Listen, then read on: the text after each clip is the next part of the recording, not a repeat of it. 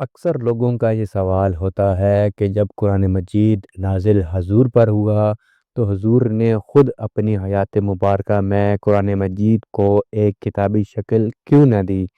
آج ہم اسی بات پر روشنی ڈالیں گے۔ بسم اللہ الرحمن الرحیم، السلام علیکم۔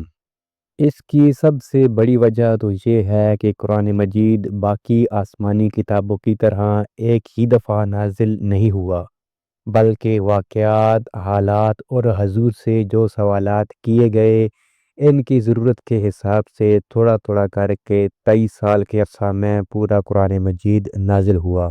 تو شروع ہی سے قرآن مجید کو ایک کتابی شکل دینا تو ممکن ہی نہ تھا، جبکہ دوسری طرف یہ بھی تھا کہ اس وقت کوئی کتاب شائع کرنے کے لیے پریس وغیرہ کی سہولت موجود نہ تھی، جبکہ دوسری طرف اللہ تعالیٰ نے عرب کے لوگوں کو شاندار قوت حافظے سے نوازا تھا۔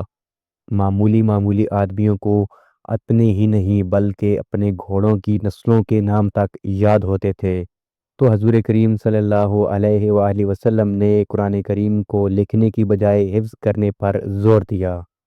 پھر یہ شوق صحابہ کرام میں بھی پیدا ہو گیا اور وہ اس شوق میں ایک دوسرے سے آگے بھی نکلنا چاہتے تھے۔ چنانچہ تھوڑی ہی مدت میں صحابہ کی ایک بڑی جماعت قرآن کریم کی حافظ بن گئی۔